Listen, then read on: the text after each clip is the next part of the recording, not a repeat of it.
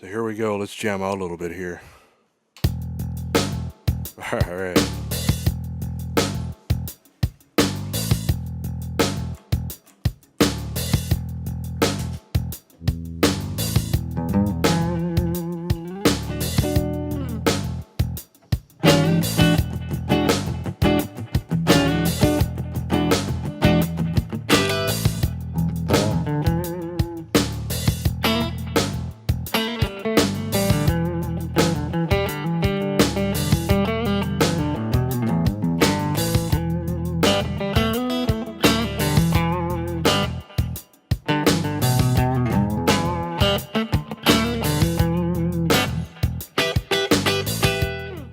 Hey guys, welcome. This is Dustin here.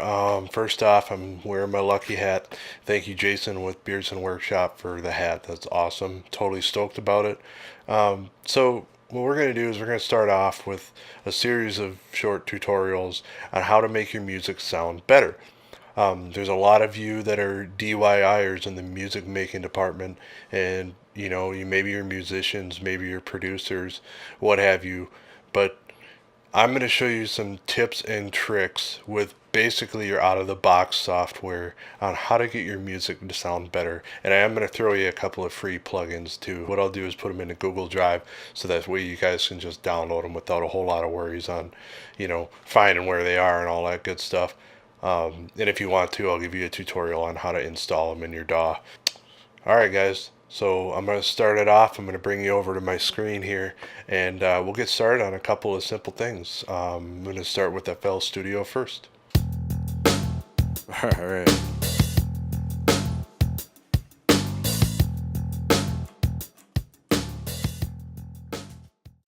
So without further ado, let's get going here.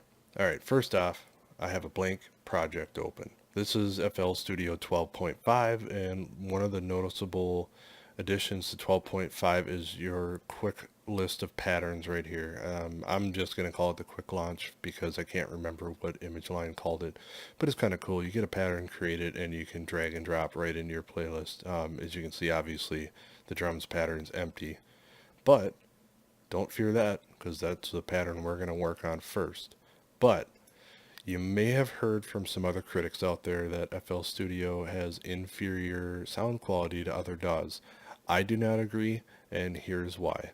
If you guys open your mixer, which is this little button right here, and it'll bring up your mixer. I'm using dual screens, so you'll see me dragging stuff back and forth from time to time, actually pretty much all the time. So you're going to have this plugin right here called Fruity Limiter. It's going to be down at the bottom, but this is what it looks like. Yes, Fruity Limiter. Alright, here's our mixer. We're going to go to our master channel. Fruity Limiter. This is what it looks like. That's all you need to know about it. Get rid of it. Replace it with none. Like, consciously make it go away. That is a worse plugin that will absolutely ruin your workflow. It'll take you forever to get that thing dialed in if you ever do, because it totally sucks. Alright, moving on. This plugin right here, Limiter number 6. This is one of the ones I'm going to give you for free because it is free. This is an amazing plugin. Your first stage is your master compressor. I say master because this is really a plugin that you should be using on your master channel. In case any of you out there are super new to all this stuff, mastering is basically what you're changing on your master channel, which affects all the rest of your channels. Simply put. So you have your compressor. It's a great compressor, and I really love your your analog representation with your needle and your gauge. Secondly, after your compressor, you're going to jump over your peak limiter. Peak limiter on this bad boy is absolutely fantastic. I use it always on multi-band because that segregates the limiting between your lows, your mids, and your highs. You'll actually have 3 different colored needles on here. Actually, here, let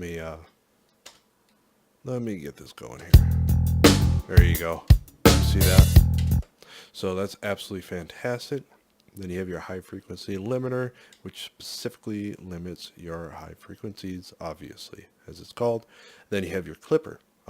If some of you aren't familiar with what a clipper actually is, what a clipper does is it kind of trims away the unneeded peaks of sound. It's kind of hard to explain without a visual representation. Let me open up Chrome here and drag it over to the other screen while I'm talking. See if I can get you a picture here. Beautiful.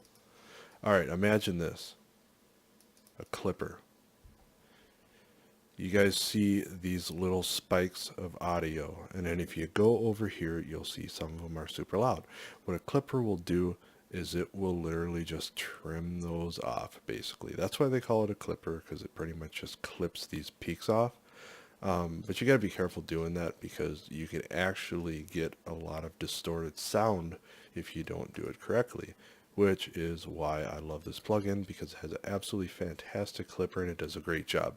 One thing you're going to want to pay attention to when you're using this plugin is this little light right here. Here, I'll show you. See how it's blinking?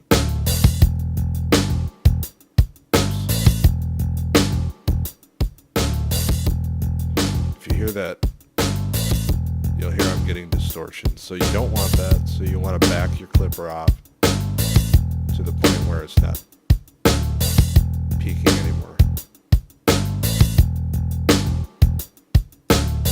Alright, that's good enough for now.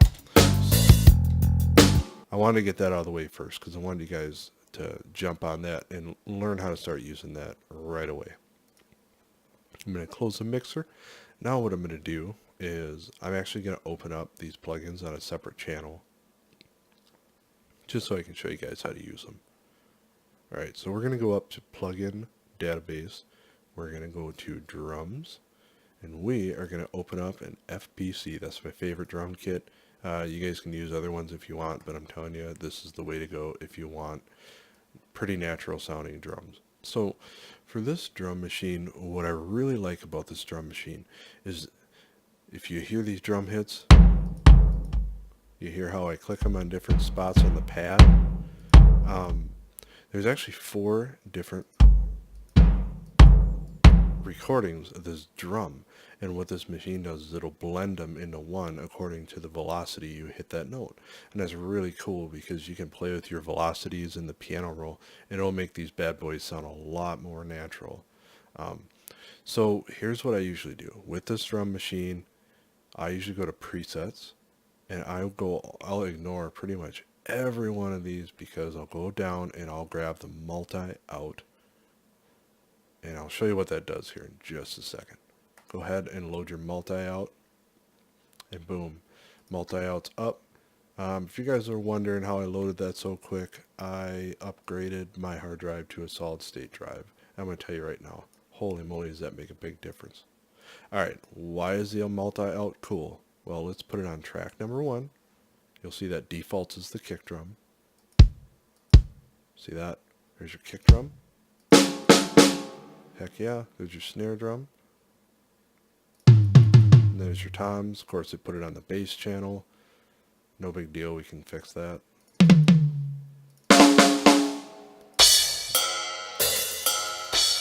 So basically, your multi-out is putting out to multiple channels on your mixer, which is absolutely amazing because you don't want your entire drum kit on one channel where you can't easily mix each individual drum. So that's why I like that so much. So I'm going to go up here, I'm going to create a new pattern, and I'm going to call it drums vid. Whoops, I'm going to learn how to type drums vid because we already have a drums pattern that I'm going to use. You'll see right here my drums vid pattern showed up in my pattern playlist, and we're going to go right into piano roll, and that will automatically go right into my drums vid pattern. But check this out. Here's another reason why I love this so much. You go to here, you go to your midi loops, and you can dump a score in your midi sequence on your piano roll. So let's go to ambient group. Check that out. Alright, cool. So we're going to activate pattern mode. We're going to hit play. See that? How cool is that? So you have all these different, it's just an overwhelming amount of different loops that you can play with. Heck, you can even put a crazy Latin loop in here.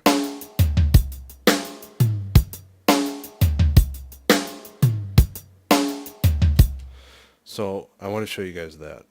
That's an awesome freaking way to get some really cool drum loops out really quickly. If you're anything like me, you want to get stuff done really quickly. One other thing I wanted to show you is one other compressor that I use all the time. It is the TDR Kotelnikov, which is also a free plugin. Told you guys that I was going to do this stuff with out-of-the-box software and free plugins. So that way you guys can have the exact same setup I'm using right now if you do like it. Alright, one thing that I have done is on my kick drum, I have set up a compressor just to control my kick drum a little bit, because kick drums can throw your mix out of control if you're not careful with them. Alright, so if you go up here, you see there's lots of different settings. There's even some drum settings on here, which I actually don't really like that much. I find it a lot easier to go to one of the overall mastering settings and then play with it a little bit. Alright, so let's see. Alright, one of the cool things about the TDR is you're going to see that there's a visual representation of what's going on all the time with your TDR. And it'll show you the gain reduction. And then if you hit the delta button, it'll show you what it's actually removing. It'll actually play that instead of what it's actually putting out.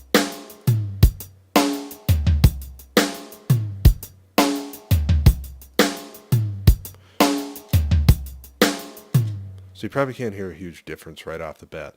But one thing I can tell you is that the compressor is really compressing a lot of that incredibly low end. And that's very helpful, because that's the part that you can't hear very well, and also it interferes with your bass. Your kick drum and your bass are always going to fight each other. And here's what I mean. So let's play this again, and I want you guys to look at this equalizer right here. Boom. So let me get this a little larger. There you go. So you have your 50 hertz, 50 and 60 hertz and below. Now you can see in bypass there's a lot of noise back down here on the 20 to 40 hertz. You don't really want that on your kick drum. So what I'll do is I'll go in there. There you go, right there. And I'll turn a lot of that out.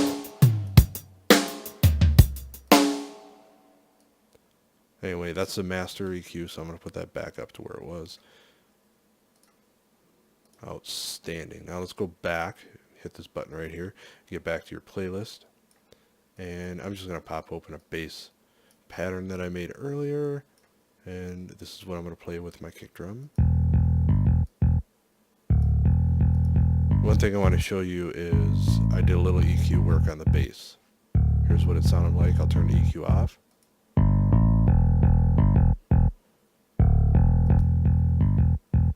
That's with the EQ on. Basically the reason why I did that was to keep the kick drum and the bass from fighting each other, and also you don't really need that much mid-range out of a bass. That's going to be a little bit too much in your main mix. So now that I've created those two patterns, you'll see I have drums and I have bass 1, and I put them both in the playlist. And so let's take a listen.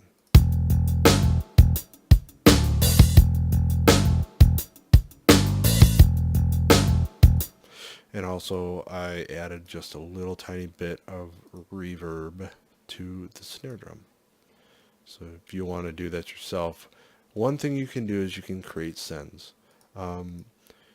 Two things that you need to remember for effects channels that you can send to is, first off, if you open up your reverb, make sure your drive volume is all the way down, because you don't want to duplicate the raw signal that's already there on your main channel for that instrument. Second thing is make sure what you're sending to your effect is already processed. What I mean by that is, if you have a bass and you have an EQ on your bass, make sure that processed signal is going to your effect, not the raw signal. Otherwise what you're going to end up doing is you're going to be spitting back out that raw signal again without any of your processing on it. And that's going to make things sound quite dirty if you have, multiple things going to a reverb or a delay or any other effect for that matter. So I hope you guys enjoyed this. This is just super simple. Just wanted to get you guys into the basics of mastering and the basics of mixing. One last thing I'm going to leave you with that's going to improve your mixing is make sure you leave yourself some headroom. Don't just crank each instrument up to the max on that channel. Give yourself some headroom to play with on your master channel. And now it is time for me to jam out a little bit for you guys with my guitar. Why? Because I can. Alright guys, do me a favor and go and post some comments and some questions. Let me know what you want to know about, or what you want to know from me as to why I did this, how I did this, and so on. So keep it real, guys. Until next time. Hey guys, thanks. I hope you got something out of this video. I know that I did a lot of stuff in this video and it ended up being a pretty long video. So if you have any questions about how I did certain things or why I did certain things, go ahead and post them. And as always, remember, hit that subscribe button and hit that like button for me. Much appreciated. And let me know what else you want me to cover in future videos. All right.